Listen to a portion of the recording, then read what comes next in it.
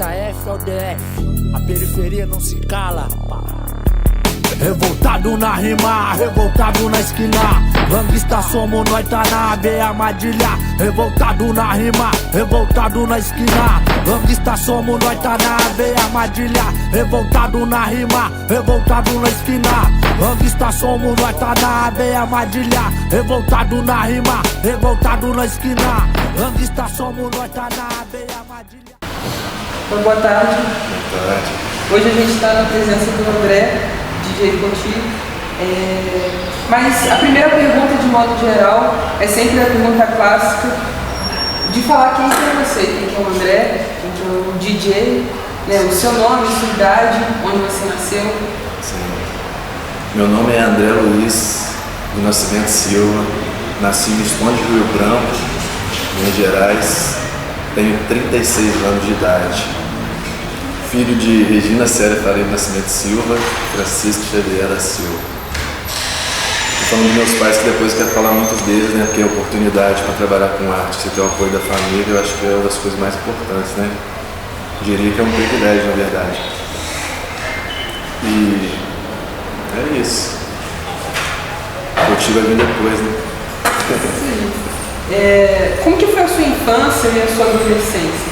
Onde você morou em Visconde Rio Branco, né? Até que idade? Só nasci. Você só nasceu lá e depois veio para o Rio de Fora? Isso, né? nasci lá, praticamente só nasci mesmo e já vim. Eu moro no bairro Santa Cândida, um lugar que eu amo muito. Acho que se eu não tivesse crescido ali, eu não ia ver a vida como eu vejo hoje. E a minha infância foi lá, inclusive a minha rua, dá pra ver a cidade inteira do lado de cima. É uma visão muito linda que muita gente gosta de ir lá e ver. E lá, como era uma rua nova, tinha muitos lotes. A minha casa acho que foi a segunda. Meus pais compraram o lote lá. E nessa época tinha muito aterramento, né? Porque tinham casas sendo construídas, então tinha muita terra e muito mato. Então eu corria atrás de pipa lá, eu conhecia todos os caminhos, as ligações de um passo para o outro, para a rua de baixo, para a rua de cima. E a minha rua é atrás do Colégio Santa Cândida, foi onde eu estudei, né? Da primeira até a quarta série. Então eu já estava ali entre o colégio, as amizades, né, de primeira e quarta série já são do bairro ou dos bairros vizinhos. E aí depois de quinta ou oitava eu já estudei no centro, né? Que foi nos tempos de viver, do primeiro ano até o terceiro foi no CAIS, foi no Santa Cruz Shopping. Mas respondendo a pergunta, fui criado e aproveitei muito aquele bairro, aproveito até hoje. Hoje em dia você mora lá? Não. Moro lá ainda. O meu estúdio é atrás da casa dos meus pais, no mesmo lote, que é onde que eu brincava quando era pequeno, comia cana, que tinha um pé de cana dentro lá. E agora virou, né, o lugar que eu trabalho. E a sorte de estar perto da minha família também. E como que era a vivência do colégio mesmo, os momentos de lazer, ali da sua infância, os amigos, todo esse entorno? Sim, era futebol na época. Até sofri acidente de bicicleta, eu acho que não sei se tinha 16 anos. Mas até aí eu era do futebol, nem imaginava que eu ia trabalhar com música, nem conhecia música. E aí eu ficava entre futebol e tinha o bar do Marra, que foi praticamente onde eu cresci. Que é três casas do lado da minha casa lá, tipo, meu vizinho. E aí o bar ali era onde todo mundo se encontrava, né? A gente jogava sinuca o tempo todo. Zoava, né? Quando era criança. E uma das coisas que mais me fez ser quem eu sou hoje é a questão da amizade. E quando eu falo amizade, não é falar, eu tenho o melhor amigo aqui, o melhor amigo lá, porque hoje eu posso falar que tem várias pessoas que eu conheço que não estão mais aqui e que estavam em meses comigo e perderam sua vida por não ter oportunidade. Isso é uma das coisas assim, que me fez muito entender sobre a vida. Não só a questão da desigualdade social, mas a violência mesmo, onde ela acontece de verdade. Eu lembro que quando eu via acontecer um problema que a gente que mora no bairro sabe o que era de verdade, quando via no jornal não era aquilo. Eu falava, imagina em cidades maiores. Então a gente sabe para onde é levado muita comunicação, né? Eu acho que isso atrapalha muitas vezes uma visão verdadeira da vida. Cada um tem a sua visão de mundo, né? Mas assim, a oportunidade de ter crescido ali, ter conhecido as pessoas que eu conheço até hoje, para mim foi minha faculdade de vida. E tenho e tive muitos privilégios de lugar onde tem pouca oportunidade para muita gente. Eu vou te falar, são as melhores pessoas que eu conheço, são as mais simples e que tiveram pouca coisa material. Né? Tem pessoa rica legal também, tem pobre otário, mas é de muita riqueza. Muita riqueza. Ter crescido ali e conhecer essas pessoas. Com certeza. E você acha que existia dentro dessa visão de uma pessoa que morou no Santa Cândida e de uma pessoa que era de fora do bairro, existia um descompasso entre essas visões que tem sobre o bairro, sobre... Com toda certeza. Te dou um exemplo. Eu fiz faculdade na Estácio. Meu pai pegava um trabalho, se não me engano, 5 da manhã. Ele descia a pé para deixar eu de carro para a faculdade. E eu cresci vou falar o nome dele aqui, porque ele é um dos meus melhores amigos. Eu convivi com ele, ele chama Marcelo Fabião de Oliveira. Uns conhecem ele como Paulista, outros conhecem ele como Céu. Ele não pôde estudar, então ele não tem essa parte escolar, né? Mas vou te falar, foi um dos maiores professores de vida, porque é um cara super inteligente, de uma intuição enorme. Então, tipo, eu tive o prazer de ter crescido com ele, ter aprendido muito com ele. Até hoje, quando eu preciso de alguma informação mais intuitiva, eu pergunto ele. E na sociedade, né, a gente sabe como funciona. Uma das coisas assim, que me marcou muito foi que eu fui muito em cadeia visitar meu amigo. Então, quando a gente vai visitar um amigo, o que for, a gente também encontra as outras pessoas que são de bairros. E essa questão da música me fez conhecer muitas pessoas de outros bairros e que, em momentos de visita no Ceresp, por exemplo, eu tinha contato com essas pessoas. Muitas delas eram ligadas à música ou ao futebol. Então, quando eu fiz a faculdade, um exemplo, eu lembro que o que era para mim normal, eu falava na faculdade, eu não entendi que para mim todo mundo chegava lá, tinha família e que estava querendo que a pessoa cresça, né? Não tinha toda essa... A maioria dos meus amigos não tem pai, ou não tem mãe e pai casado. E eu lembro uma vez que, quando eu fui falar alguma coisa que eu falei do meu colega que tinha feito tatuagem na cadeia na época, que era polícia civil, então você podia, o pessoal saía da cela e ia no pátio ainda. Hoje em dia não é, né? Você chama a pessoa, vai nem sei como é hoje, depois da pandemia. Mas aí eu falei uma coisa dessa e o cara já falou, pô, você é doida não, com gente que já foi presa? Nossa, mas eu fiquei bolado, então já arrumava briga. Mas eu não entendia, hoje assim que a ficha vai caindo, eu tô te falando, mas na época eu não percebi. Eu brigava, mas não entendia. Depois que eu fui entendendo essa coisa mais social, né, que tem estudos de antropologia, papapá.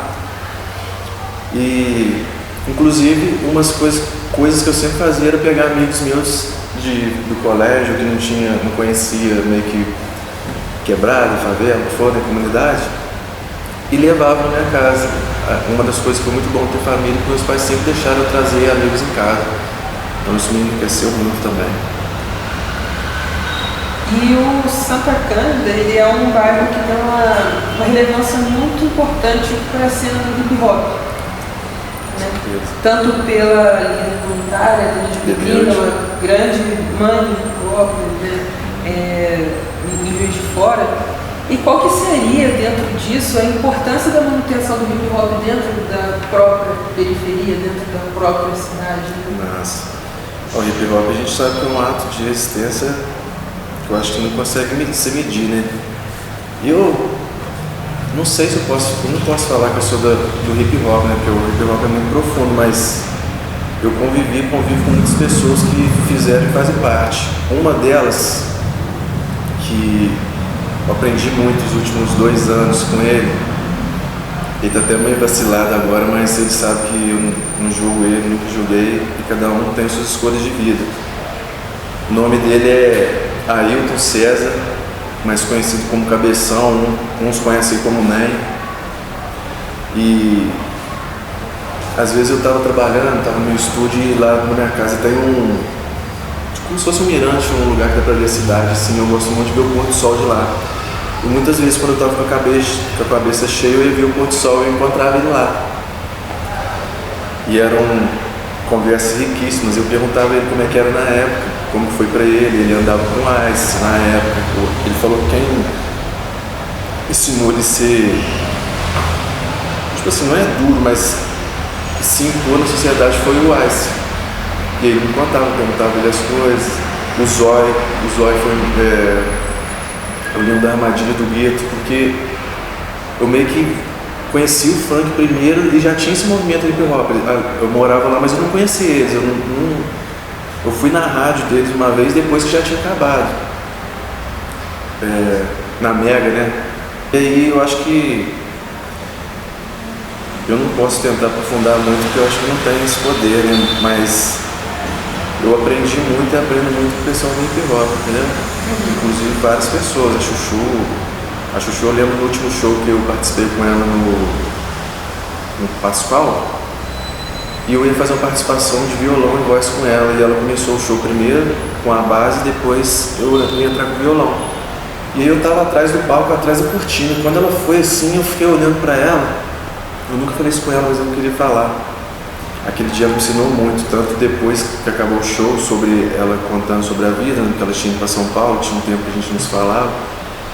E quando ela estava indo assim pro palco, aí eu vi ela com aquela postura, sabe, com aquele poder todo, porque eu falo assim, poxa, pra mim que não tem muito preconceito, eu já tenho umas coisas que acabam comigo por dentro, que você fala assim, dá aquela raiva, aquela ira.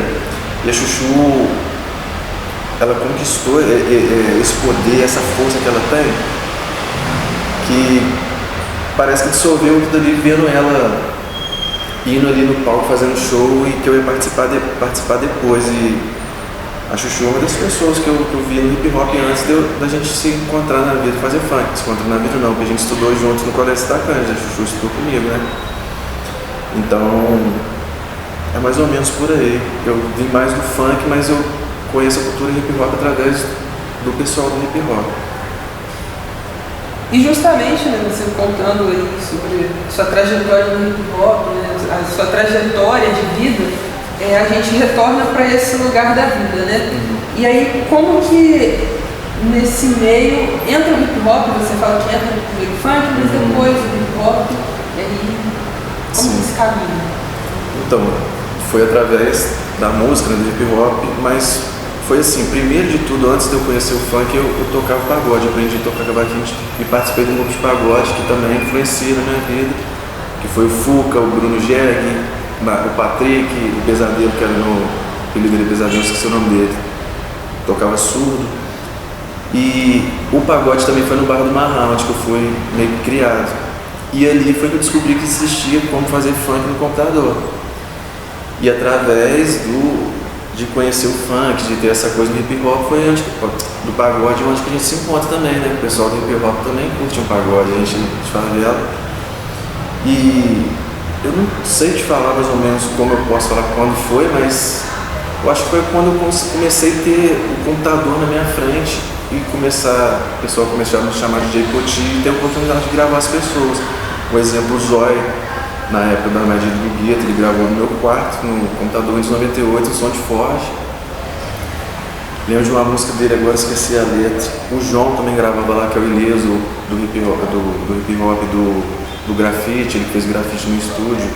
O João também, sem palavras, né? Eles são os caras do hip hop, né? Desde a época do Jagal, eu não cheguei a conhecer o Jagal, né? E eu moro perto deles ali, do João e tal. Eu sou participante aí, mas sou aluno, né? Só posso agradecer por conhecer o pessoal do hip hop também, por poder fazer parte, para ter gravado. Hoje eu fui na padaria de Chumbim e lembrei do RT, que o RT trabalhava na padaria de Chumbim e o CD dele chama Vendedor de Sonhos, né? É meio que esse trocadilho do Vendedor de Sonhos, da padaria, de sonhos da padaria, mas é louco. Eu agradeço ao hip hop diretamente e indiretamente. E como que essa trajetória, né, querendo entender ali porque você pode-se dizer multi-instrumentista, né? Ou uma forma assim, ou não? Mas assim, essa sua experiência com a música, como que ela vai em relação a como você entende a forma de fazer música, de fazer funk, pagode ou rock em si? Sim. Eu sempre gostei muito de estudar, entendeu? Eu sempre fui muito estudioso e tal. E eu até participei de uma faculdade, não sei se pode falar faculdade, né? A Bituca, você conhece a Bituca? Eu estudei lá em engenharia de áudio lá e tal. E eu fiquei muito tempo estudando teclado, tipo, eu estudei teclado na ESUS aqui, que era uma escola já fiz assim, 5 professores na minha precisavam de teclado, mas eu sempre ficava conversando e virava amigo dos professores, sabe? Aí ficava falando sobre produção musical. Porque eu comecei a tentar aprender a música no teclado para poder produzir. Porque no teclado você liga qualquer instrumento que você quiser. Tipo, a colocação de violão, aí eu toco ali no teclado. Então, eu fui tendo, eu acho que foi a oportunidade de ter os instrumentos. Eu tenho um projeto, que ainda não é um projeto, mas é uma coisa que tem no nosso coração, que chama Casa de Lapidação. Que surgiu através de um improviso com um amigo, a gente estava cantando. E ele estava abrindo o coração, ele estava nervoso. Um dia eu falei, não mano, deixa sair e tal. Aí ele começou a cantar e no meio ele falou Casa de Lapidação, porque o que a gente conversou antes, ele expressou na música ali depois. E a Casa de Lapidação liga os humanos e essa vontade de estudar, porque tudo que eu tive a oportunidade de estudar, que eu aprendi, eu queria que as pessoas aprendessem também. Eu era até chato com os amigos, ele falava que eu brigava com eles, fazia aula de canto, que eu quase batia neles. Então, durante esses anos eu pegava um pouquinho de violão, sabe? Meu pai tinha um violão em casa, às vezes no rolo o cara me vendia um violão e eu ficava aprendendo assim. Eu não considero que eu toco assim, tocar mesmo, mas eu consigo fazer um som, se precisar estudar alguma coisa eu consigo. Mas essa junção de tocar o instrumento e produzir foi que me fez ir me transformando nessa questão do produtor igual hoje. Hoje em dia tem muita coisa automática nos programas de computador. Um exemplo, você vai fazer uma música lá, vou escolher uma música em sol menor, por exemplo. Você escolhe lá no programa sol menor, te mostra quais são as notas que compõem a escala de sol menor. Mas no âmbito analógico, eu tocando ali, eu vou ver isso no teclado, vou aplicar com o meu dedo, com essa coisa toda motora, né? Eu trabalho com o cérebro, mas então eu tenho uma coisa com isso que eu acho que é muito profunda, até a minha forma de ver a música hoje mudou muito, já que está crescendo essa questão da inteligência artificial. Eu sempre cito o nome do Titanic, o filme do Titanic, quando o barco está afundando, aí o cara começa a tocar violino, o cara fala música para você morrer afogado. Aí eu falo assim, se algum dia eu tivesse preso dentro do quarto e quisesse ter alguma coisa para fazer, eu teria, vamos supor, um violão, um sax, que é o que eu gosto muito, porque a energia dele vem através de mim, né, da minha energia, não de uma tomada da parede. Um exemplo, eu só consegui prosperar nessa coisa assim, tanto em questão de família ou de pessoas, mesmo de ter pessoas boas, não estou falando de grana não, estou falando de ter pessoas perto, foi através de toda essa amizade que eu fiz. E essa amizade, um exemplo, quem instala até hoje programas para mim no meu computador é meu amigo Ziel. Todas as vezes que estragava alguma coisa, precisava instalar uma coisa, era ele. Então, tipo, e ele é um excelente músico, excelente tecladista, compositor, arranjador. Então, acho que tudo isso se mistura e eu acho que o Poti, para mim, é a união de todos os amigos que eu tive, das pessoas que passaram, que já foi, que de certa forma se abriram comigo, sabe? Porque pra mim nunca foi só a música assim, a pessoa sempre vem com a conversa, às vezes eu tô numa roda com alguém, a pessoa já se abriu comigo, às vezes num trauma de infância, uma coisa pesada. Aí quando eu vejo alguma atitude dela assim, no contexto, né, geral, aí eu penso, poxa, o que ela deve estar pensando em relação àquilo que ela me contou, sabe? Isso às vezes, no âmbito da gravação, a pessoa vinha gravar uma música comigo e no final eu começava a tocar um violão, sentia ladinho, a pessoa começava a cantar uma música ali na hora. Aí eu falava, opa, tem uma coisa aqui. Porque às vezes a pessoa já vem programada para cantar, mas todo mundo tem alguma coisa dentro ali que no momento presente sai naquela hora, sabe? E eu sempre tentei levar isso pra frente, por isso que eu gosto sempre de tentar fazer as coisas diferentes. Eu não gosto muito de só ficar copiando, às vezes a pessoa quer, eu quero que essa música tipo essa, beleza, eu faço. Mas é tão bonito quando a referência é você mesmo, sabe? que, pô, você é um tipo de pessoa, um tipo de química, vamos supor. Aí eu vou fazer um trabalho com você e vou começar a analisar a química do outro para não fazer a sua química. Pode ser também, mas eu acho que tem outras formas que não tem nenhuma de errado. Menino Poti, um índio, eu tinha um cabelo lisinho, né? Cortava asa delta. E me colocaram o apelido primeiro de Heré, velho, por causa do índiozinho do arroz cepé, você lembra? E aí o Bobô, que é um cara lá que cresceu no meu bar também, ele também fez muita diferença na minha vida, porque nos bares funk a gente ia junto, ele era um dos que ia. Ele me olhou um dia e falou, ô menino Poti, e ele também soltava pipa, e ele, às vezes ele voava, eu pegava a pipa dele e devolvia, que eu era meio que fã, né? Quando a gente é pequeno, a gente corre atrás de pipa, a gente é fã de quem solta, tem a fama de laçar muito. E aí o Bobô me botou esse apelido de menino Poti, por essa coisa de aparecer o índiozinho e ser do mato, sabe? De gostar de terra, muito de terra, essa coisa de natureza. E inicialmente, né, quais eram os artistas que você gostava? O que estava ali, né, que você escutava? Sim. Então, eu era pagodeiro, eu te falei, né?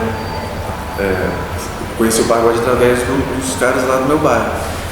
Mas eu lembro que uma vez eu era muito pequeno, eu fui tem um rapaz que ele morava na minha rua, chamava Rafael, e o pai dele trabalhava com um negócio de som. Era nos anos 90, então era muito diferente as coisas. E aí eu acho que ele tinha esse acesso à música já por causa do pai dele mexer com som. Aí eu lembro que quando eu fui na casa dele numa festa, eu tenho um irmão mais velho, 4 anos, então esse Rafael era da turma do meu irmão e eu era um pouco menor. E eu lembro quando eu entrei na casa dele, eu ouvi aquela música, eu nunca esqueço, o pessoal dançando aqueles passinhos. Qual a diferença entre o charme e o funk? Um anda bonito e o outro elegante. Aí eu falei, porra, e foi quando eu ouvi o funk a primeira vez, então eu nem sabia nome, não sabia de nada, eu sempre era da rua, eu não tinha celular. Eu sou aquele cara que demora a ver as coisas acontecer, sabe? Já viu quando todo mundo já viu, você não viu ainda? Eu era sempre assim, meus amigos, amizade, eu não tinha dessa de tecnologia, tanto meu celular não toca. Eu não preciso colocar silencioso aqui, porque vai estar sempre, sacou? Não acho que, às vezes a pessoa acha que a gente tem a obrigação toda hora de sair respondendo na mesma hora, o pessoal cobra isso a gente, né? Mas aí eu acho que eu não tinha, sabe? Tinha os grupos de pagode, mas era muito pequeno para entender ainda. Depois, mais tarde, que eu fui, de certa forma, eu fui aprendendo com isso que eu fazia. Eu tenho um amigaço meu, que ele é muito meu amigo de infância, ele chama Leandro Damião Santos, o pessoal chama ele de Damião. A gente tocava pagode junto em casa, tinha os instrumentos lá. E ele foi um dos primeiros que eu fiz música de funk depois que eu aprendi. Foi a música do bairro Bandeirante, que ele morava no bairro São Sebastião e mudou para Bandeirante. Aí na época ele cantou a música pro bairro Bandeirantes, que era do bonde dele. Inclusive quando eu comecei a fazer música, era na época de montagem de galera, que a gente fala, que era dos bairros de fora. Fiz o Linhares, Vila 2 na época. Pô, era outro mundo. Aí foi daí que surgiu. E eu acho que essas referências assim, de música já foi do que eu via mesmo, igual do pagode. Falou de pagode pra mim é Bruno e Fuca. O Fuca no pandeiro, o Bruno no tantã, o Patrícia, os bambos, né, que a gente fala, né? Foi que eu aprendi. Eu acho que é por aí. Entendi. E, bom, quais eram ali, né, quais os pilares do hip hop ali que sempre mais te chamou a atenção, né? Pô, não sei se tem o que mais chamou a atenção, mas a questão do Colégio Santa Cândida, eu lembro quando, esqueci o nome daquele cara que tinha aula de street dance na época. Então eu vi o pessoal do break assim, sem conhecer muito, mas por estar ali perto eu via a parada rolando, sabe? Mas igual eu te falei, eu era aquele cara desligado das coisas, então eu sempre estava pensando em outras paradas. E tinha também o pessoal que cantava nesses eventos, o Zóio, igual tu falou mais uma vez. Então, eu não posso falar muito dentro disso, mas o que eu vi, o pouco que eu vi ali, né? Acho que eu vi mais essa parte, até do funk mesmo, que tinha época que era mais o passinho, né? Tinha essa coisa muito... Depois que passou essa época de montagem de galera, eu fiz muito grupo de dança também. Tinha os moreninhos, que tinha Juninho de Berlei, que tinha... Como é que chamava aquele... Os moreninhos... Uns ensaboados, tipo assim, todos eram meus amigos, né? Os caras, tipo assim, não tem como eu falar da música se eu não falar da amizade, sacou? Porque, igual ontem, eu tava conversando com os amigos meus que são, falei com eles, velho, ontem eu tava tipo assim, tava tão saturado assim de querer assim, fazer as coisas com meus amigos, eu tipo, só queria chorar, velho. Quando eu tava falando com eles, mano, eu falei, pô, velho, vou te falar, mas eu queria chorar aqui porque, falei com eles, meu sonho é tocar, sabe, igual você falou da viagem de Come, eu vou sair com sax, vou sair tocando por aí sou eu sozinho, sacou? Mas com os amigos, quando eu abri meu olho assim, que eu olhar pro lado, eu quero ver meus amigos de verdade tocando comigo, igual tava comigo ontem o Eric Esteves, que foi um cara que apareceu na minha vida assim, que mudou minha vida, o Nego Johnny, que tava ontem também, e aí a gente tava nessa conversa mais séria, de amizade, mas querendo transformar a coisa no profissional, não no profissional, vão sair ganhando dinheiro, mas depende da gente aqui agora fazer, mano. Aí eu tô aqui conversando contigo, vamos supor, querendo falar uma coisa séria. Aí você não me dá de volta aquela seriedade. Mas aí você vai falar alguma coisa de uma fofoca da rua, ou de uma besteira, de qualquer coisa que foi, a pessoa começa a falar empolgada. Aí eu, com os meus amigos, eu falo, pô, mano, na moral, meu barco é esse daqui, o seu, eu acho que é o mesmo. Você tá indo nesse ou você vai nesse? Bom, você contou sobre essa sua trajetória na música e como que essa pluralidade musical te ajudou na construção de ser um DJ. Sim. É igual eu falei, o DJ é meio que o nome, né? Eu tocava com MC ao vivo. Mas em relação a essa pluralidade, igual um exemplo, tem uma música que chama Autumn Leaves. Acho que significa folhas secas ao chão, né? Que é a questão do outono. E aí essa música começou a vir na minha cabeça. Eu falei, por que essa música está vindo na minha cabeça? Porque eu já tinha estudado ela no teclado há 10 anos atrás. Aí fui ver, ela fala sobre o outono, sobre a melancolia e tal. E aí eu comecei a ouvir ela, eu falei, pô, dá pra fazer um funk nela, porque o funk hoje em dia, assim, geralmente a gente partiu do 128, 130 BPM, a gente usa muito padrão 130, teve essa história de 150 e tal, mais acelerado. Mas aí eu sempre penso na minha cabeça, eu escuto uma música e fico imaginando a batida de funk. Então, aí eu fiz uma versão dela de funk, eu nunca lancei ainda, uma versão das músicas que eu vou lançar. Eu procuro tentar usar o que eu aprendi nessa popularidade, vamos supor, de estudar um jazz, o swing feel, que é o sotaque do jazz, e você conseguir aplicar numa batida de funk, ou transformar o Autumn Leaves numa música de funk sem ser aquela coisa batidão demais, sem tirar essa coisa da melancolia, da harmonia, que é o sentimento que a música passa. Mas aí tentando fazer essa mistura toda, eu adoro misturar as coisas, sabe? Acho que às vezes eu tenho que até segurar a mão para não ficar misturando demais. Em questão assim, de uma música mudar muitas vezes dentro da mesma música, sabe?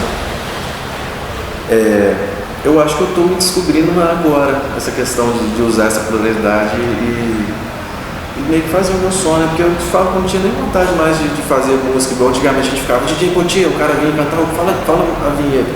Depois eu já nem queria mais, só queria assim, fazer o que a pessoa queria na música, porque foi muitos anos, sabe? Eu comecei mais ou menos em volta de 2005, mais ou menos. Eu gravei muita gente, assim, conversei com muita gente e vi muita coisa mudar. Aí chega uma hora que você fala, pô, por que eu quero a minha vida, né? Porque é o meu trabalho, é o que eu faço, tipo. Aí foi o que eu falei um pouco atrás aí, que entrou na minha vida a questão da acessibilidade, da audiodescrição, que eu conheci através da Patrícia Almeida, que foi uma amiga também, que abriu as portas para esse mundo.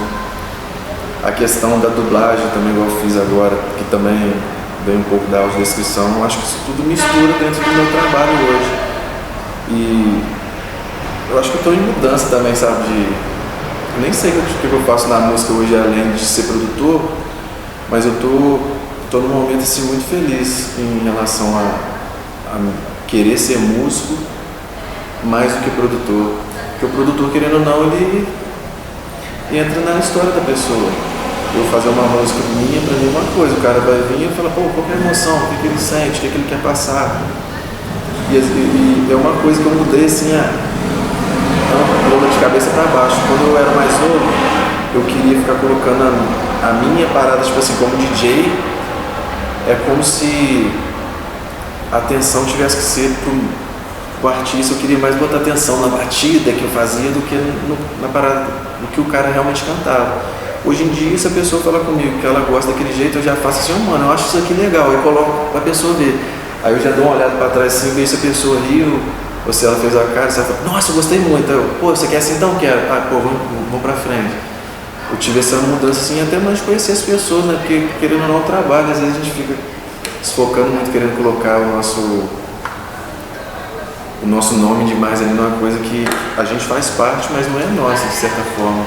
Acho que hoje eu penso mais assim em questão disso, assim, produtor, músico e humano, né?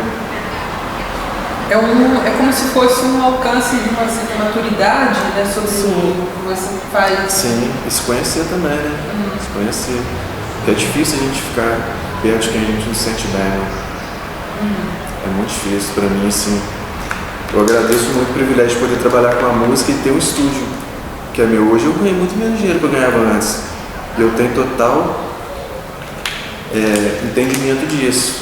Mas quando eu tive a oportunidade de estar ganhando dinheiro e ganhar com outras coisas, mas que eu entrei em depressão. Entendeu? E conheci muitas pessoas também através dessa depressão. Eu digo que a minha depressão foi produtiva, porque eu tive tempo de ficar estudando, de estar sofrendo, mas eu sempre estava estudando, eu nunca sofri em vão, entendeu? E eu acho que foi aí que a gente acaba, porque eu acho que a vida é uma... Tipo, é como se fosse uma peneira, né? A gente vai peneirando para encontrar as pedras preciosas. E aí a gente tem que passar por muitas pessoas pra gente... Porque eu quero viver da música e quero ter as pessoas que eu amo do meu lado, sabe? Não só família, amigos. Porque eu acho que na estrada todo mundo é nossa família. Porque é despedida, conhece a despede, assim. Eu sofro muito com despedida, desde pequeno, assim. Quando trocava um amigo que estudava 4 anos comigo, eu ficava muito triste. Relacionamento também. Mas isso sempre transformou em música, sabe? Isso sempre transformou em arte. Eu acho que a minha essência é essa. Eu corri muito, sabe? Da minha essência.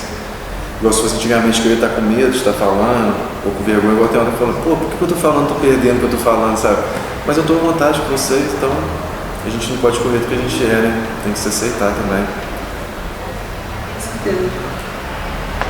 É interessante na sua fala porque a gente consegue perceber que a música, né, a forma como o papel enquanto produtor, ele não está sozinho, né? O produtor pelo produtor não é nada, né? Essa pessoa uma pessoa que está na cena do hip hop não é nada sem os outros elementos do hip hop, toda essa construção conjunta. E você falou muito sobre a importância dos seus pais nesse lugar. Qual que é a importância dos seus pais nisso? Como que a sua família te enxergou nesse lugar, né? Como produtor, ou no hip hop, ou no funk, ou na música, né? Sim. Na arte. Sim. Pô, como falar dos meus pais, né? Tipo assim, meu pai e minha mãe, desde que eu nasci, toda família tem problema, né? Mas eu sempre me senti amado e acolhido. E eu converso com muita gente, mano. Converso com muita gente, assim, a maioria das pessoas que eu vejo que tem trauma é por causa de família. O pai é assim, o pai é assado, o pai batia na mãe. Tem um amigo que cresceu no orfanato que o pai matou a mãe. E tipo assim, é uma pessoa maravilhosa, não guarda rancor nenhum no coração.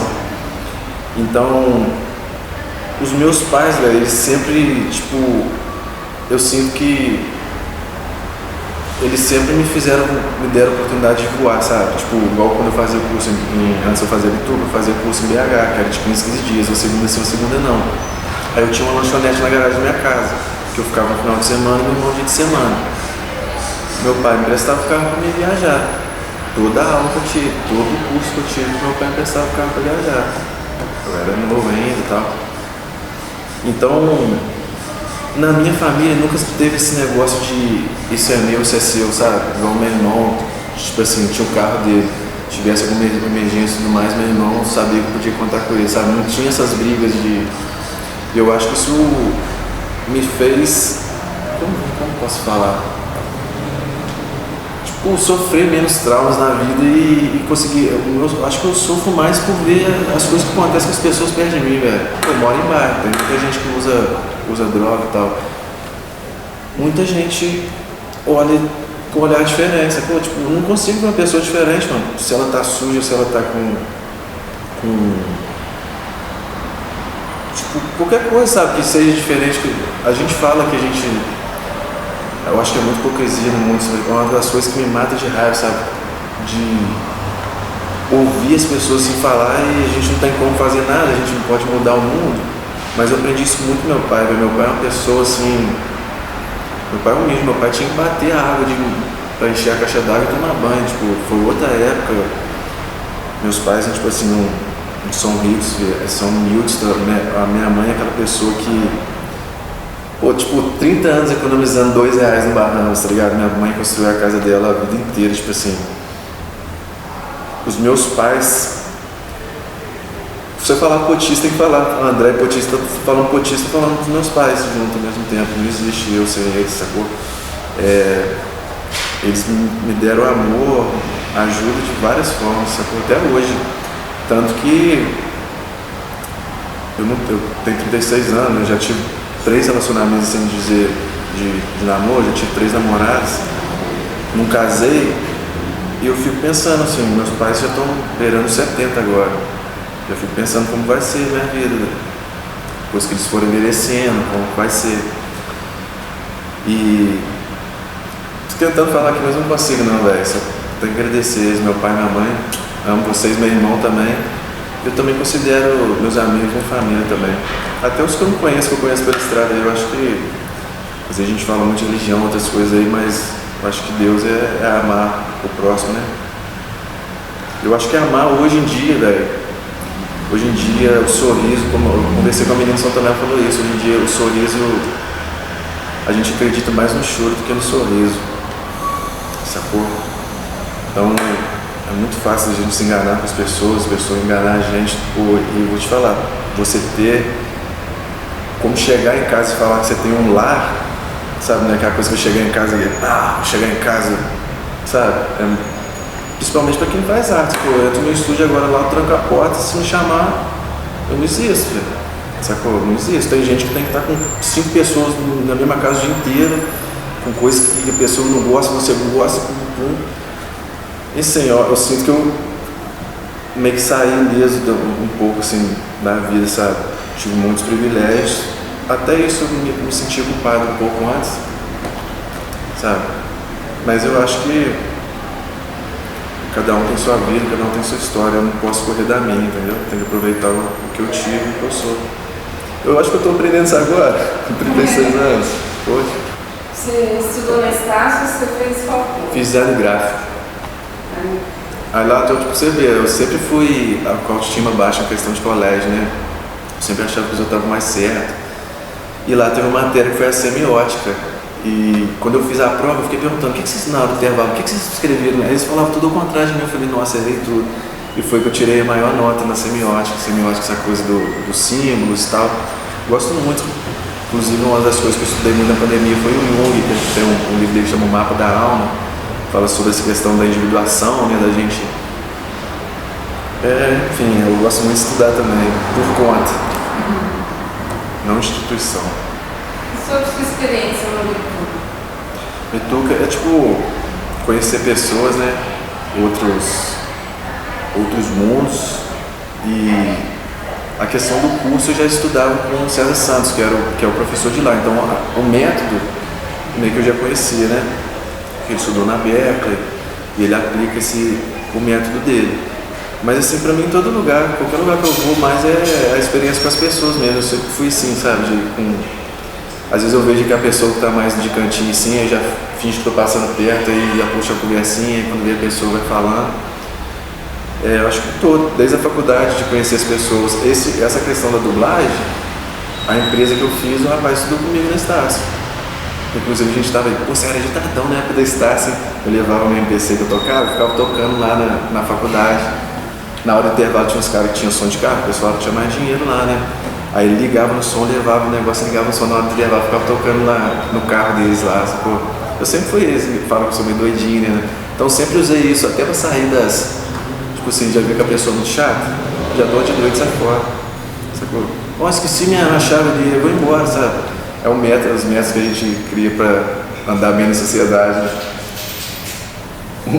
Mas como que virou a chave de que você era mesmo um DJ e depois, assim, né, se pode se dizer assim, numa visão como produtor, né? Sim. Pô, então, DJ foi esse lance que eu falei, eu comecei na música fazendo as montagens, mas junto com as montagens veio, era a época do Volt Mix, que a gente fala, que é aquela batida. E aí tinha umas músicas que eram famosas, tipo, Eu Sou o Jack Matador, o Minigame, o Hassan, o Melô do Piano. Então nessa época a gente tinha que arrumar os pontos, que são esses sons, pra gente colocar ali e tocar, e não tinha esse acesso igual antes. Tem um amigaço meu, que é meu amigo, desde que eu conheço como Poti, que é o Ticão, o DJ Ticão, meu amigaço. E ele toca muito ao vivo desse jeito até hoje. Ele toca no CDJ, mas ao mesmo tempo ele toca na MPC assim, o pessoal fica doido. E aí o Sérgio Negrão tocava na Ásia, me chamou pra tocar essas músicas de minigame, tanto que as mulheres até saíam fora quando eu chegava, porque era meio que essas músicas de briga, que eles falavam que era de briga. E aí o pessoal começou a me chamar de DJ meio que por causa disso, mas ao mesmo tempo veio dessa coisa da produção, entendeu? E eu acho que a partir daí, eu acho que as pessoas começaram a me chamar, não foi eu que falei eu sou, sabe? Porque eu não sabia o que eu ia ser, na época eu fiz faculdade, mas me falou, o que você vai fazer? Tipo, e aí? Aí eu fui lá e falei, pô, não tem matemática, não tem isso aqui, é isso. Sabe, tipo, sem saber o que é fazer ainda. E a partir daí eu fui vendo, tipo, fazia muita música por semana na época. Tipo, eu cobrava R$80, fazia tipo 10 assim por semana. Eu falava, caramba, não pagava aluguel, tipo, tinha família, então essa questão pra mim, tudo foi me ajudando, mas eu não sei te falar assim, certo, quando tipo, eu falei, eu sou, foi acontecendo, foi indo, quando eu vi já era, não tinha, graças a Deus. Eu, se não fosse trabalhar com arte, eu não sei o que ia ser não, mano.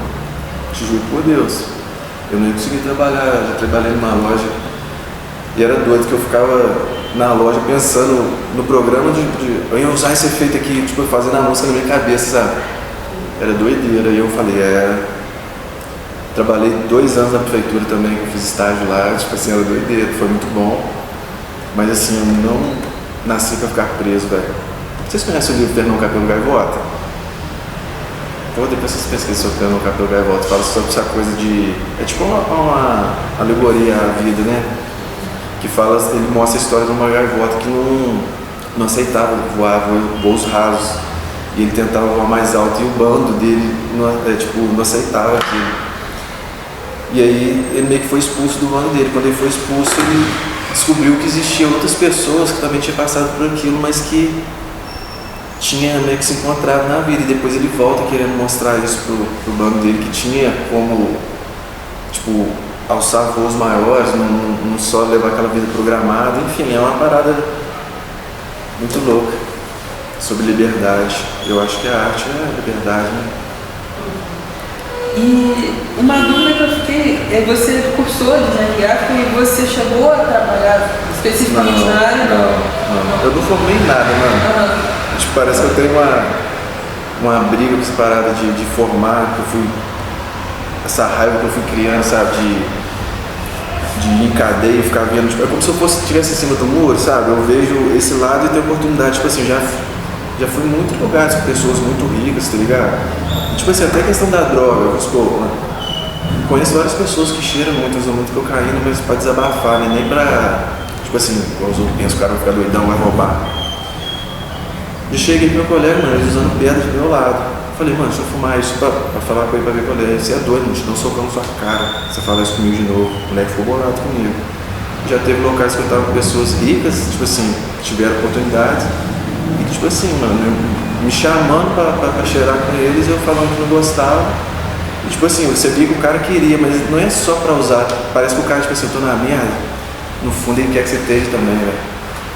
Aí que eu, tipo, eu sempre fiquei na vida nesse jogo entre o rico e o pobre, sabe? Mas me senti, pô, velho, se eu tiver triste, mas eu saio andando de chinelo na minha rua lá, sempre encontro um pra trocar ideia, eu vou ali como salgado no toche. Você vê que é uma comunidade mesmo, sabe? Não é uma parada que tem um muro grandão, nem sei quem que é meu vizinho. Tipo assim, cada um tem sua vida, não tô falando que isso é ruim, nem... Mas assim, eu tenho uma paixão pela tipo assim, por periferia de pessoas simples, sabe? Isso me encanta muito. a profundidade da conversa. Porque, já viu assim, uma coisa muito boa que você não pode falar que ninguém quer ouvir? E de certa forma eu quero falar, né? Então estou aproveitando até o momento que eu vou falar. Ter o seu estúdio, né, onde você produz na comunidade, né, na casa dos seus pais ali, isso você acredita que influencia seu processo criativo, que você se sente ali pertencente, que ligar as lembranças, né, da sua infância? Com certeza, com toda certeza. Por isso que é o projeto Casa de Lapidação. Eu estava pensando hoje, assim, no banho antes de vir pra cá. Falei, pô, depois que eu morrer, quem vai ser aqui do estúdio? Porque igual uma coisa que mudou minha vida, assim, que o máximo que eu puder fazer para outras pessoas ter essa minha oportunidade, que foi o jiu-jitsu, velho. Eu entrei no jiu-jitsu e eu competindo, assim, eu tô me descobrindo muito com isso, sabe? Vai para 3 anos, tô fazendo, saí da faixa branca, agora entrei na azul. Mas assim, o que você aprende ali com você mesmo, de se autoconhecer, é maravilhoso. E lá tem um espaço que é a garagem, onde eu gosto, guardo minha Kombi, eu escrevi na parede Casa de Lapidação com giz. O segundo andar, que são 2 salas, que ainda tá meio assim, tá sendo meu quarto. Em cima é meu estúdio. Então, ali embaixo eu já vejo o tatame rolando, podendo dar aula pro pessoal. E a gente fala assim, né, das crianças, isso é legal, as crianças vão crescer, mas tem muita gente também que já é mais velha, que foi preso. Eu falo na questão de desabafo. Porque eles falam assim, ia ter muito campeão ali, tá? Na favela, assim, essa força interior, sabe? Que é a pessoa que passa muita dificuldade, sabe? Essa força interior que eles têm, velho, assim, é louco. Às vezes eu falava, tava conversando com o cara se abrindo comigo. Eu falava, caraca, mano, se fosse eu, mano. Se fosse eu, não ia estar aqui conseguindo falar tranquilo com uma pessoa, tá não? E aí eu falava, pô, mano. Já teve vezes a pessoa chegar assim pra conversar comigo e assim, eu não entendia nada, só interessava na história da pessoa. Quando eu via a pessoa chegar assim, afobada, depois falava, caramba, mas só precisava desabafar. Você compartilhou que você tem trabalhado com outras áreas também, para além da música, né? Você tem trabalhado, então tem algo mais que você gostaria de compartilhar nesse sentido? Tipo, o que eu queria compartilhar é o que eu venho fazendo assim, que é através dos vídeos, sabe? Igual tem um documentário que eu fiz, eu nunca soltei no YouTube, mas foi na Rocinha, quando eu te falei da questão da primeira música que eu ouvi. Eu nasci em 89. E quando eu fui na Rocinha, a gente fez o documentário com o MC Galo, que é um dos promissores também, né, da época do funk. E aí a gente lá contando, e vem essa coisa de periferia, de ir em outra cidade, de conhecer outras pessoas, né? Eu gosto muito do Rio de Janeiro. Eu acho que algum dia, se eu pudesse, eu ia querer transformar essa coisa minha de relatar histórias em um trabalho também, sabe? Não sei, como sendo de canal do YouTube, sendo com lei de incentivo, porque eu tenho que mostrar isso, porque não tem como, sabe? Não tem como, eu preciso. Isso é dentro da minha vida. E eu tô nesse meio de descobrimento aí, mano, te falar a verdade. Eu não sei o que vai vir pela frente, não, também tô querendo saber. Na verdade, eu fiz uma música que a gente vai soltar o clipe agora, a gente gravou no Cine Central com um amigo meu que tinha 2 anos praticamente que a gente não conversava. E aí, eu queria falar uma coisa que eu compartilho agora. Eu sempre fui muito do passado e do presente, né? Aqui no Ocidente a gente tem muito isso, muito passado e muito presente, ou muito futuro, na verdade. E eu tô aprendendo a cada vez ficar mais presente. Igual eu tenho a marcação que eu marquei com vocês aqui, mas eu tenho certeza que daqui a pouco eu vou encontrar alguém na rua ali, em algum momento, alguma coisa que pode ser importante pra mim. Igual semana passada eu passei o Thiago, estou comigo, o Thiago Moreira também, que conhece o Chuchu da época do colégio. Ele falou, pô mano, tô trabalhando agora como churrasqueiro, me ajuda aí, você faz os vídeos. Aí ele é muito comunicativo, mas ele falou que não consegue fazer o vídeo dele. Eu falei, consegue, mano? Tirei o celular, falei, isso aqui é meu amigo Thiago, desde pequeno conheci ele. Thiago, sou churrasqueiro, não quer precisar, tô com contato com o mano aqui, já me deu um cartãozinho, já mostrei. Tipo assim, de certa forma, isso pra mim também já é um tipo de arte, tá ligado? Já me faz, tipo, eu tô nem se eu vou ganhar dinheiro com isso ou não, mas isso me faz, eu acho que, sei lá, acho que eu sou bom em conectar pessoas, sabe? Acho que, sei lá, se fosse pra escolher uma coisa, acho que eu nasci pra isso. Até pra separar brigas, às vezes as pessoas estão com raiva do outro, eu consigo apaziguar, sabe? Consigo entrar na mente que eles falam. E no coração, né? Porque se for levar hoje em dia, ninguém tá ligando muito pra ninguém mais, né? Se a gente puder fazer um mínimo que a gente tá presente, sabe? Tô aqui agora, tô presente. Tô na padaria ali, agora tô presente. Encontrei um amigo ali, agora tô presente. Eu gosto de ouvir as pessoas, eu aprendi a ouvir mais, falar menos. Mas não falar menos, ouvir mais assim, forçado. Tem interesse realmente em... Porque às vezes a gente já viu aquela pessoa que você chega, que se a pessoa em 2 minutos já conta a história de marido traiu, teve tantas filhas, onde que veio, em 2 minutos. Eu acho legal, mas hoje eu prefiro ouvir. É uma coisa, 2 coisas, ouvir e estar presente. Estar presente. 2 coisas são cada vez mais raras. Né? Exatamente. Ninguém tem paciência de ouvir e ninguém está presente nos momentos, assim, literalmente. Exatamente. Eu brigo muito com meus amigos, né? Que às vezes eu vou supor, você está contando uma história, eu tô com outro amigo meu, e você está falando, nossa, eu andava de skate quando eu era pequeno. Aí eu já paro de olhar pra você e fico olhando assim pelo meu colega, né? Pra ver que, aí eu já vi que a pessoa já tá meio assim. Aí já não tá ouvindo mais. Já tá assim, nossa, meu primo também andava de skate quando eu era pequeno. E já começa a cortar a fala da pessoa, contar em cima do que a pessoa falou. Isso é natural, né? Eu acho que parece que a gente tem que ter atenção pra gente falar assim, eu escolhi isso pra mim, né? Eu escolhi isso pra mim, né? Todo mundo tem que fazer isso. Comumente é muito atribuído ao DJ o papel central da cultura hip hop, com mixagens que buscam interagir os elementos clássicos com novidades da cena. Então, nesse lugar, nesse sentido, eu queria entender um pouco melhor como que funciona esse processo criativo mesmo, né? Assim, no meu caso, como eu faço, sim. Eu acho que sim, cada trabalho, né, é uma forma de se fazer. Porque às vezes tem espaço para mim fazer de alguma forma diferente, mas às vezes a pessoa já, como eu tô falando, uma prestação de serviço, né? A pessoa me paga e fala assim, ó, tem uma referência, quero que você faça parecido. Mas tem outro que já fala, pô tio, não tenho nada, quero fazer com você. Um exemplo ontem eu estava gravando uma artista maravilhosa, não conhecia como pessoa, conheci assim há pouco tempo.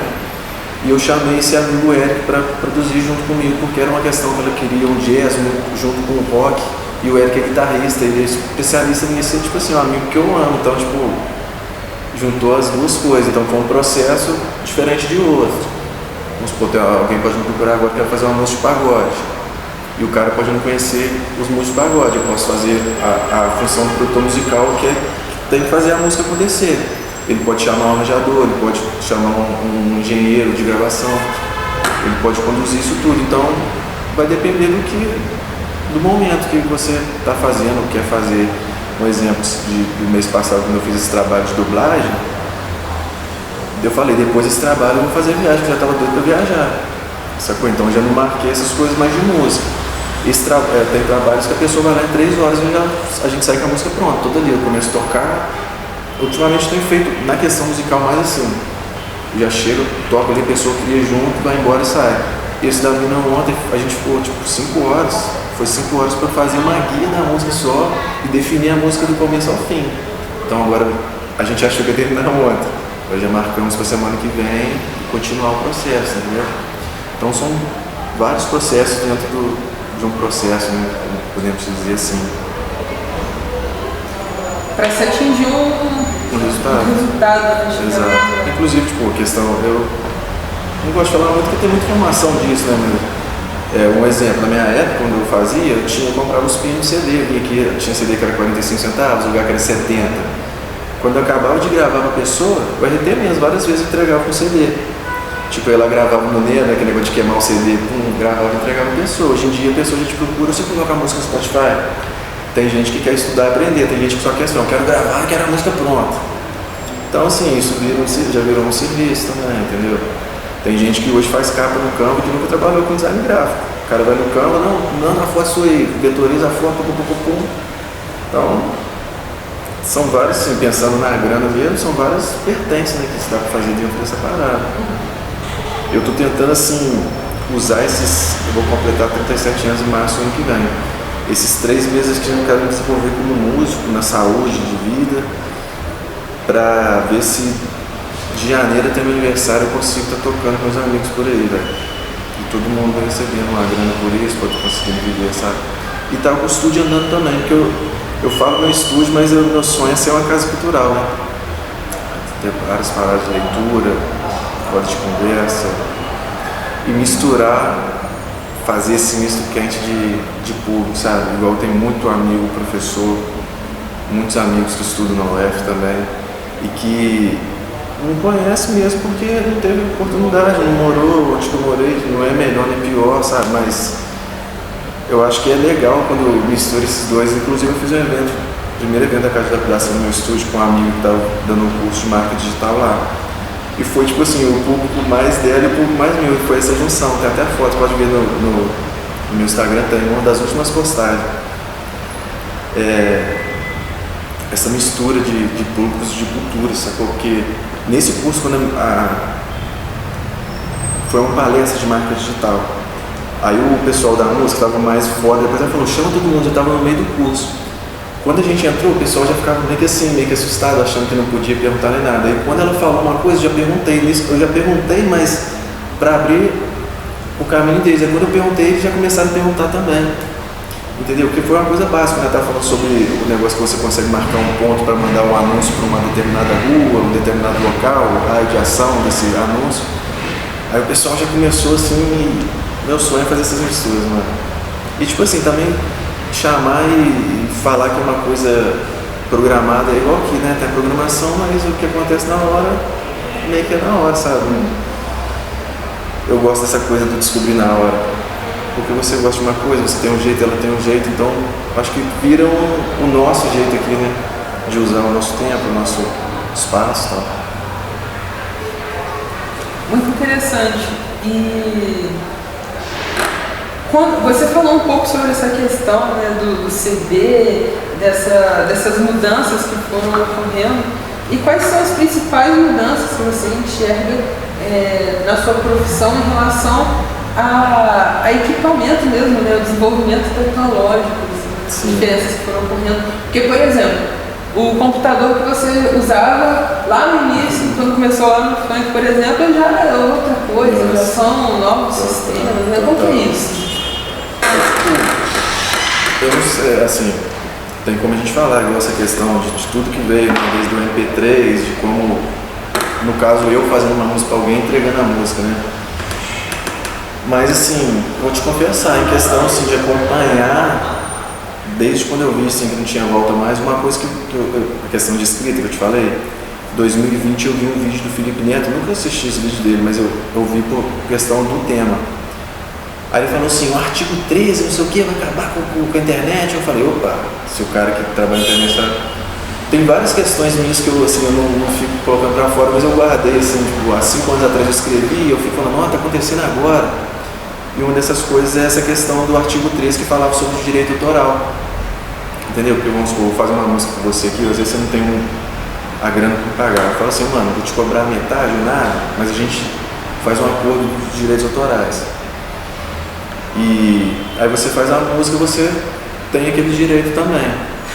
E esse vídeo estava falando sobre isso, tem a questão lá da União Europeia, de como funciona isso no Brasil. E aí eu comecei a ver, tentar entender como aquilo funcionava. E hoje com essa questão da inteligência artificial, um exemplo. Se um robô faz uma música para mim, quem que vai receber esse direito autoral? Eu não sei ainda como é que tá, a lei, eles falam que é jurisprudência, né? Eu acho que é o tempo que demora para acompanhar a mudança. Eu já recebi direito autoral, que era coisa assim, que tá lá na lei, tá escrito execução pública. Você faz uma festa, né? Vem o cara lá do ECAD que grava as músicas e leva e joga no sistema. Até gente falava que existia no Togo e tal. Hoje lá na lei também está escrito fono mecânico, que é do digital. Entendeu? Então antes uma coisa que era uma pessoa que vinha e fazia, hoje já é pela parada, vamos supor, do Spotify. Quantas visualizações tiver e tudo mais. O jeito de fazer a música, tipo, desde o celular, de fazer no celular, eu nunca encostei a mão para fazer música no celular. Mas eu falei, pô, beleza. Na minha época, quando eu tocava com um MPC, pouca gente tinha. O próprio Ticão, que sempre era o mais foda de todos, ele teve depois de mim, ele usava até a mim primeiro. Depois que eu vi que todo mundo usava, eu falei, pô, já não tem espaço mais, já parei de mexer. Hoje já voltou um pouco essa moda. Mas eu pensei, poxa, tô com 36. O que eu amo fazer está mudando, né, em questão de percepção das pessoas de como aquilo é fabricado.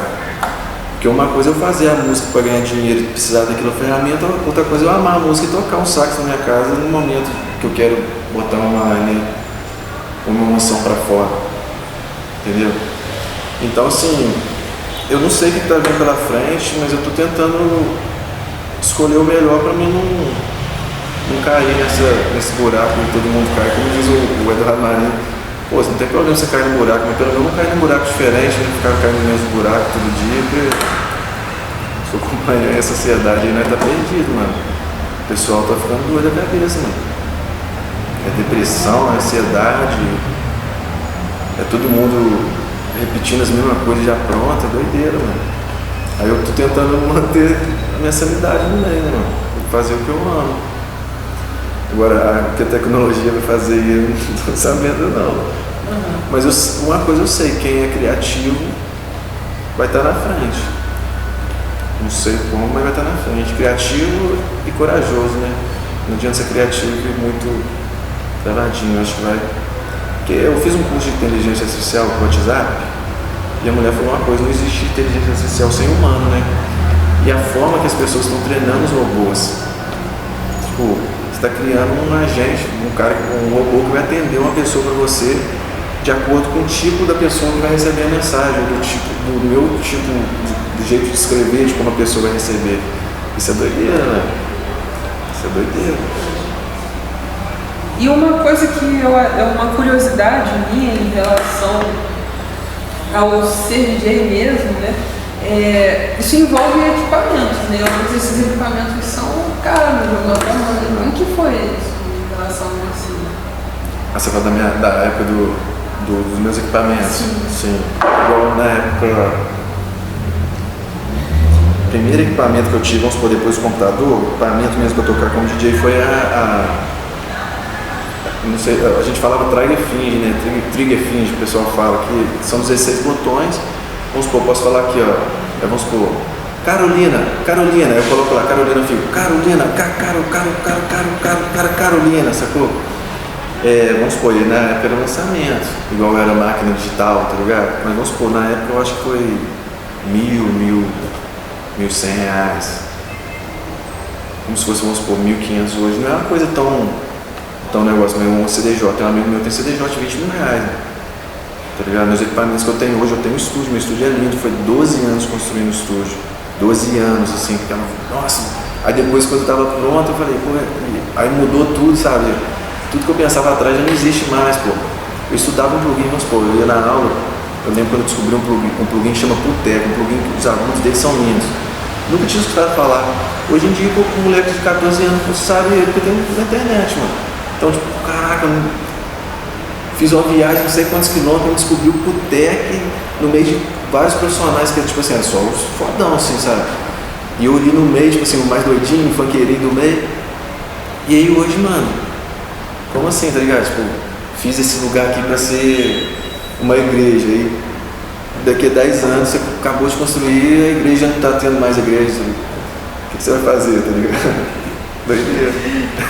E está muito conectado com a última pergunta, né? Sobre essas mudanças que vêm ocorrendo, né, em relação à tecnologia, em relação ao que está sendo usado no momento.